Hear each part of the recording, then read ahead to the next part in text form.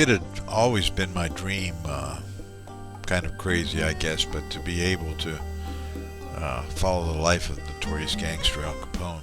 And having done so, seen many of the sights in Chicago, it had always also been a desire of mine to be able to access the Al Capone Estate in Florida, where he spent a majority of his leisure time, if you put it that way, and where he actually did die in 1947.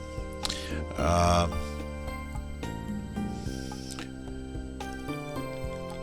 July 17th of 2011, I had this opportunity while visiting Miami, Florida. I was there for a fraternal convention, a Supreme Convention of the National Convention of the Order of Ahepa. And we started out by taking a tour with some couple of our relatives of the bay of around Miami. And what you see here on the tour is the viewing of the Capone Estate from the water side. Here we have the backside of a cabana that he had built that had 2 apartments in it. Supposedly the apartments were occupied by bodyguards who basically were able to face the riverside and protect against unwanted, dangerous intruders. He loved living in Ireland so much that he wanted to move into a more exclusive island for 8 years. Yes, Alcatraz prison. He had a daily room service for him. Following this, we go on to get to Palm Island, where the Capone Estate actually is. Palm Island is a gated community, but I had permission to get on the property, which is at 93 Palm Island. And here we see on the left there, you can see the beginning of what was another guardhouse that faced the street, but we tend to drive through the open gate of the Capone property, and we had parked our car and just walked around to be able to explore what we were able to see. Unfortunately, we were not able to get into the actual part of the main house because the owner and the resident there, who's now living there, Hank Morrison, who was once the owner and he's still living there, had given permission for us to go around and photograph and do whatever we wanted, even to have a beer on Al's veranda. When we came in, to the left is this pond where Al used to feed the goldfish, and that one there's a lighthouse and a little bridge over the pond. And we're basically walking through up the driveway here.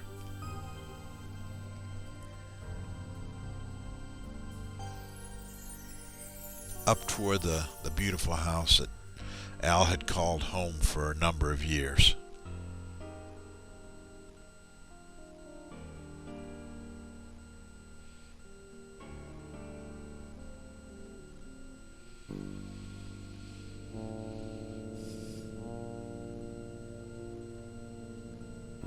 I wanted to point out here that Al was paranoid in his later years, and he died in that top window up there. That was the bedroom that he died in, the one with the white arch over the window. He faced the street because he was basically paranoid. The syphilis had gotten to his brain, and he was not in a great mental state at all. And he was paranoid that he was someone would always be out to get him, to kill him. And so he always wanted to be on the lookout. He had bodyguards in the front guardhouse facing the street, and he had bodyguards in the cabana apartment that was near the pool.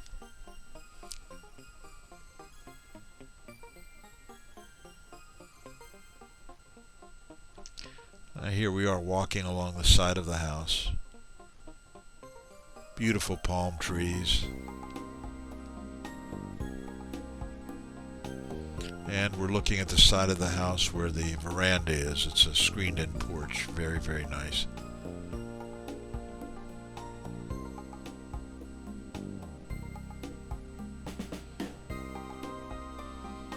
we're heading toward the swimming pool. The swimming pool, if I am not mistaken, I believe that the pool is already there, but in 1928, Al added a pool house there, a cabana. Two separate apartments. I believe one was meant for men and women or guests, but they actually supposedly housed his guards, who would always be there and being vigilant on any kind of intruders from the water side. The pool is now empty. As you can see, it's a ghost of its past, and I think it's kind of adds a flavor that way. It's kind of neat.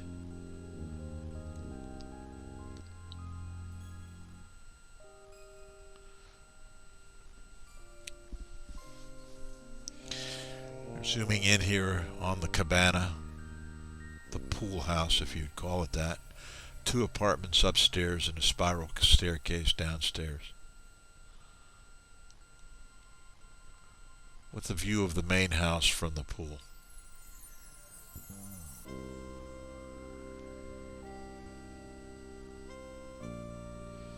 From what I'm told, a lot of the fixtures inside of the main house are indeed from that time period, from the 1920s,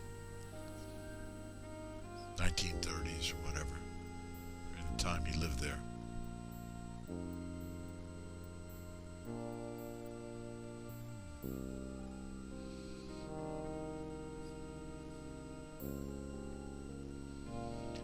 Poor Al's mind was gone in the end, and the pool was something that he enjoyed very, very much. He would have parties there, and I think there actually have been some documentation of him actually sitting in his pajamas and fishing inside the swimming pool. His mind was not right from the syphilis that he had basically gotten to his brain.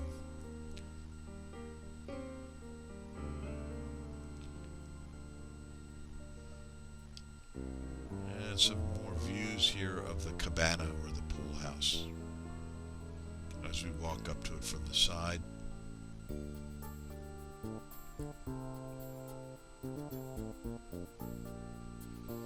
Beautiful water views.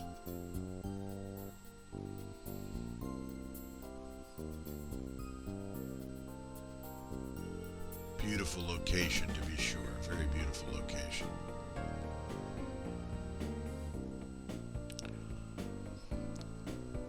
Did not learn until later that there is a gentleman who is an artist that lives inside one of the apartments, or both of the apartments there at the pool house now. Didn't have a chance to meet him. He was not home when we walked onto the property. Of course, we had permission to be there from the owner. A view of the pool house from the water side, close-up view.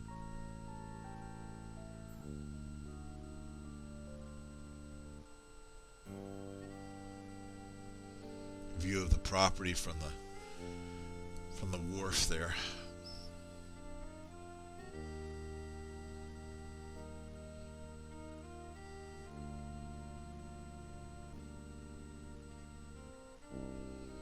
Climbing up the steps of the pool house, or the cabana. There's a column there that is period time, from the time that Al owned the place. A view of the empty swimming pool, ghost of its past.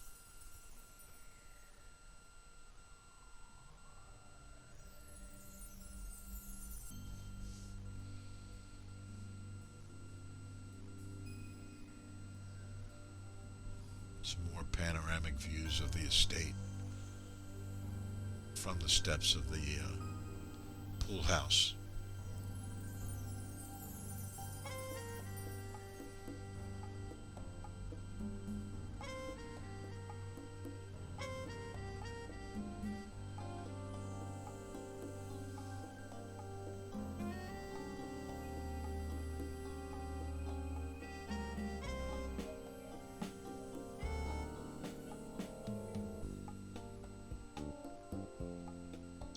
Entering the pool house now. as I said, the resident is an artist, and there's some very different kind of artwork here. It's kind of disturbing. Walk into the pool house, and we were exploring the lower floor, which looked out over the pool.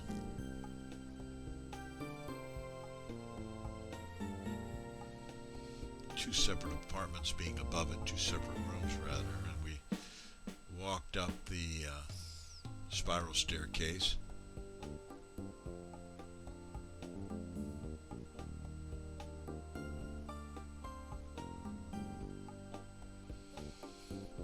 Now this area here, which is a little balcony overlooking the pool, if I'm not mistaken, there was a diving board here at one time, which has since been removed. But this was where Al had a diving board.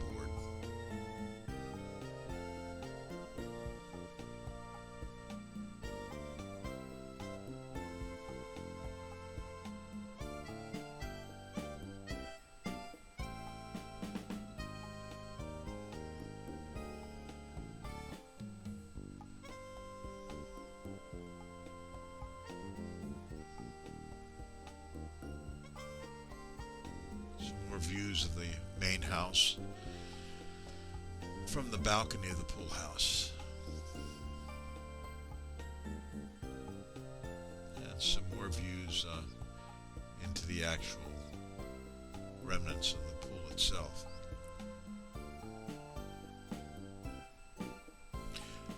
If I'm not mistaken, I do believe that the pool was a saltwater pool.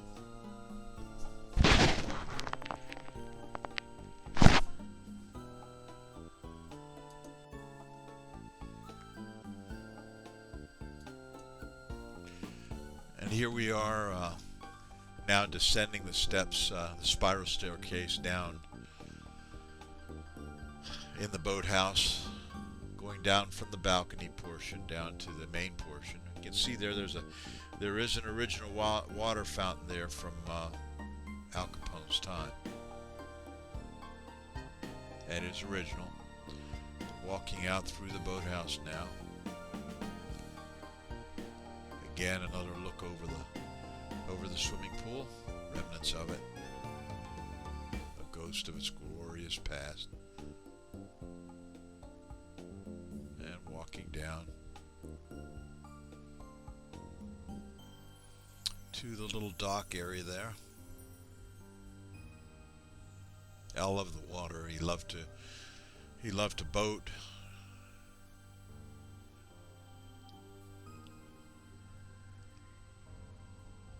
And now we're basically walking up. A glance back at the boathouse from the side. The pool house from the side. Walking up toward the main house.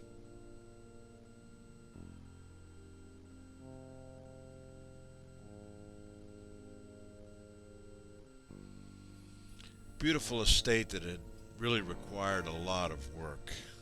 I believe when Al bought this in 1927, if I'm not mistaken, I think it was bought for, I don't know if it was, no, it was bought in 1928 for a cost of $40,000. It was believed that he had bought it from a Bush family, but there's been some controversy as to whether that family was related to Anheuser-Busch or not.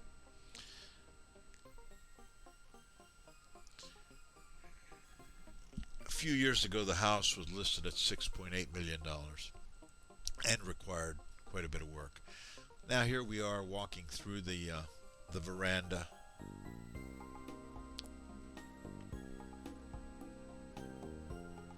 Hank Morrison was gracious enough, told me just walk into the veranda. I won't be there. Walk in. He said, sit down and have a beer. And Fran's cousin, his husband Mike, and I sat down there, and we did just that. I don't know how many people can say that they sat there in the veranda of Capone's house and enjoyed a nice cold beer, but we did. I can say that. I don't know how many other people would want to say it, but it was a kick to me. Anyway.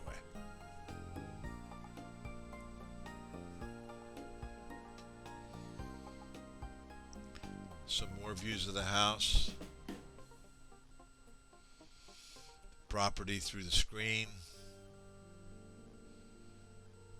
towards the swimming pool area.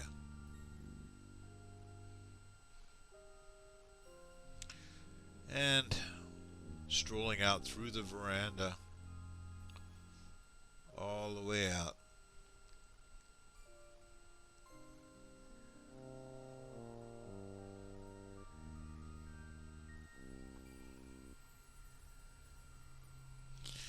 I will just mention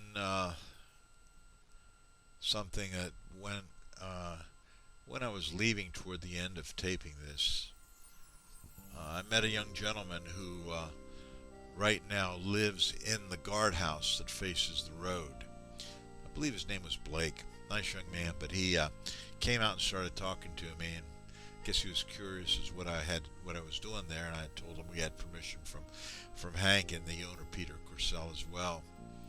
And I just got to talking to him, and he indicated to me that he and his brother both had seen a spectral figure, a ghost, if you would, there in the guardhouse that faces the road. He said it was a figure of a man in a brown suit, and they had seen him, I believe, a couple of times. You just never know. Here we are. This is a view of the guardhouse that faces the road from the inside. View of another porch area on that side of the house that faces the road.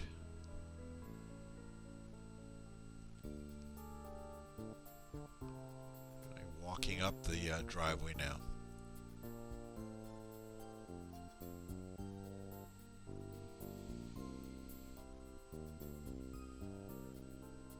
A view of the guardhouse that faces the road. You can also see a small view of the garden. The little pond with the lighthouse and bridge that Al and his son would feed the goldfish. And a parting view there of the house and the room that Al died in.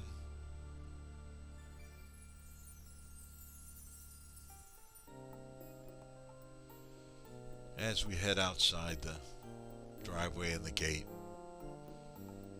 to 93 Palm Island.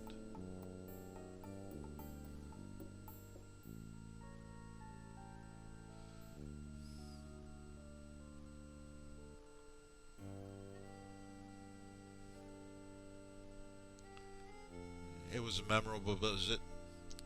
I thank all of those, Peter Corsell, Hank Morrison, and Mario Gomes, for making it all possible. Like a dream come true.